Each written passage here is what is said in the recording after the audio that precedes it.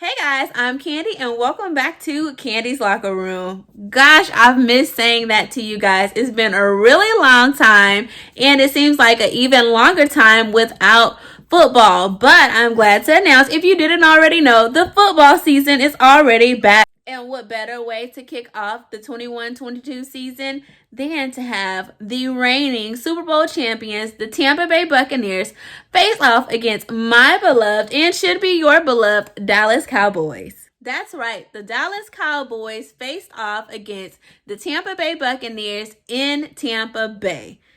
And to say the very least, it was an interesting game. Let's get right into it. If you missed the game yesterday, like a lot of my viewers on Instagram did, then good news. I'm here to fill you in on what did and what did not happen. And along the way, we are going to do, of course, Candy's Hot Shot of the Week, Flag on the Play, and much more. So let's get into it.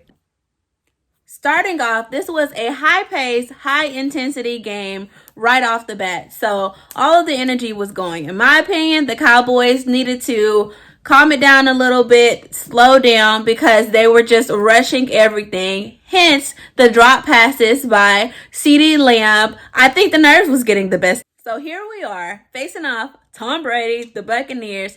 First quarter, all right, Cowboys get the ball, and a pass to CeeDee Lamb is dropped. Another pass to CeeDee Lamb is dropped, and also another one. I really think that it's because the game started off so high-paced, so high intensity. Nerves were everywhere, of course, as expected, and sometimes you just make those mistakes. But needless to say, the Bucs got the ball back first quarter, right? Tampa Bay, Tom Brady throws a pass to Godwin, and he scores for the first touchdown of the game. Tampa Bay 7, Cowboys 0. On this next drive, Pollard pulls off a trick play. Then eventually, CeeDee Lamb gets the ball and scores a Dallas Cowboys touchdown. As you can imagine, I went crazy, and probably every Cowboys fan went crazy because it was our first touchdown of the season from our quarterback, Dak Prescott. That's right, Dak Prescott was live in action last night. We'll get more into that. So CD scores, the kick is good. The game now in the first quarter is tied 7-7. The second quarter comes, and this is still a high-paced game. Gronk gets the ball, and needless to say, he scored a touchdown for the Bucs, bringing the score to 7-14. Now, the second quarter was a bit crazy. We had a really great game, don't get me wrong, but second quarter was crazy. Here's a couple of my keynote takeaways. We had a controversial catch. They called timeout to see, or whatever, to see if, we were on that sideline, if both toes were in when the ball was caught. They were. Missed the field goal. Number 2. I don't even remember the guy's name still. Number 2, this was his first missed field goal. Stay with me here, guys. Then, on the next Cowboys drive, Zeke fumbles the ball, and it is recovered by the Buccaneers. But they don't score. It should have been 14-14 after the field goal, but our kicker misses his second field goal of the night. You could imagine how I was. I was on live on my Instagram, and I was saying, let's take him out of the game and off the team. You can't do that. You just can't. Not in games like this, not against teams like this.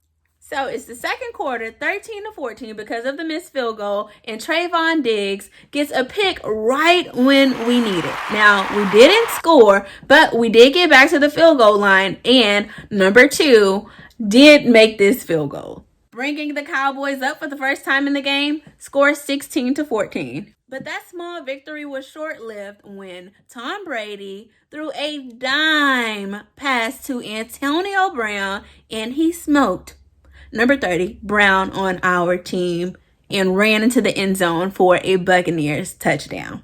The score is 16-21. We get the ball again, but again, we don't score, but we have an opportunity to make a field goal. Guess what happens? Number 2 misses it again. Again, oh my gosh. So I was really upset. I'm sure everyone was, but let's keep on going. All right, let's go into the third quarter.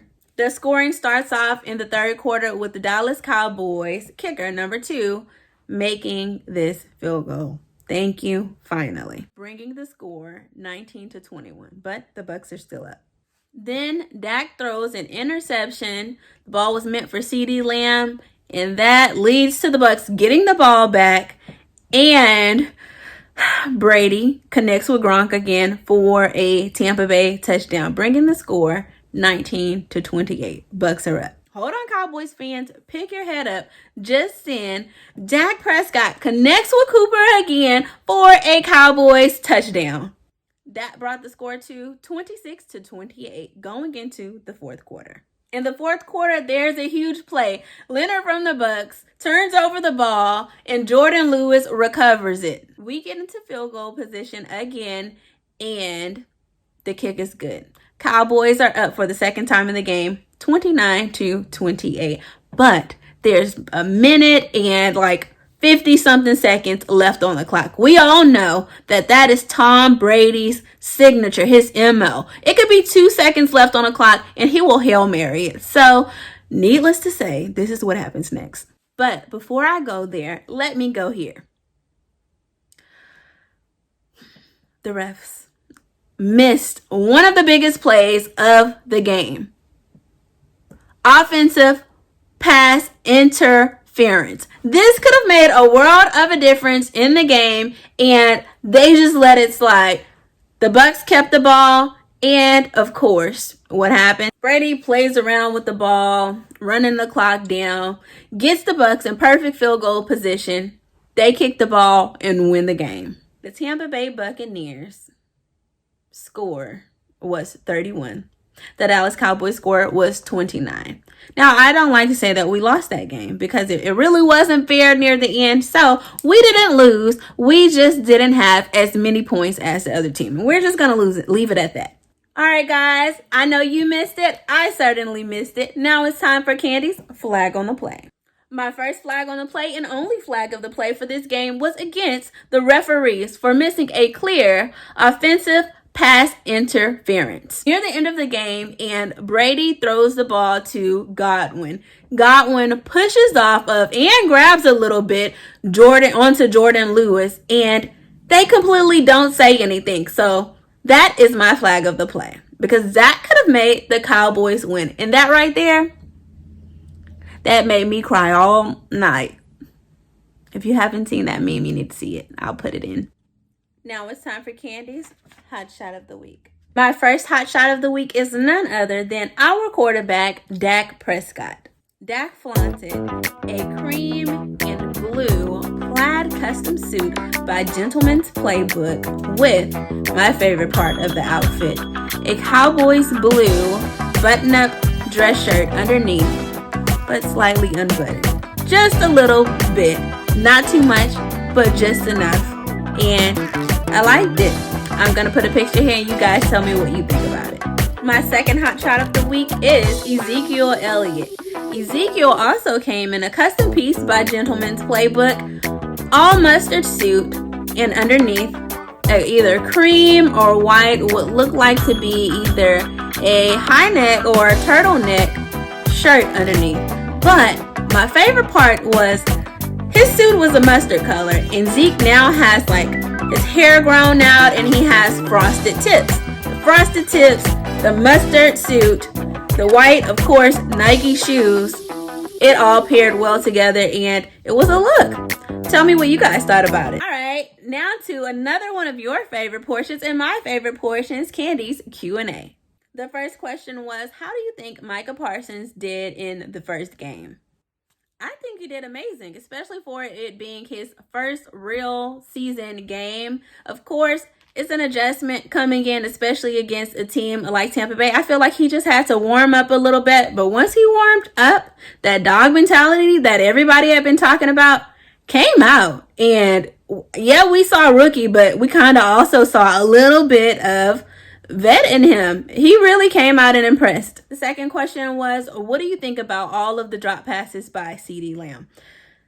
Everybody has a bad game, but what I liked was he didn't let it make him have a bad game. He sat, they even showed him on the bench, sitting there by himself, regrouping. He came back out and showed us who CeeDee Lamb was and why the Cowboys have him on the team. This third question is, do you think Dak is 100%? I'm no doctor, okay? And I'm not super sports professional, official, whatever. But if you watched the game last night, yes, I think so. Or he's very close to it. This was like Dak 3.0 yesterday. I mean, he played an amazing game. So I was not disappointed at all. I have no complaints. And I hope that he plays like this the rest of the season. The last question and my favorite. Do you think the Dallas Cowboys are going to the Super Bowl? Who asked that question? I did. It's my favorite question because I love to answer it with this. Yes. I think, especially since they showed potential playing against the Super Bowl champions like they did, yes, the Cowboys will be in the Super Bowl, and we're going to be the Super Bowl champions. Gonna say it now. Save this clip. Alright guys, thank you so much for tuning into Candy's Locker Room. I'm Candy. I hope that you guys enjoyed watching this video as much as I enjoyed making it. If you have any questions, comment them down below. Go follow me on Instagram at Candy's Locker Room. Don't forget to subscribe, like, and share. Sharing is caring. I'll see you guys next time. Thank you.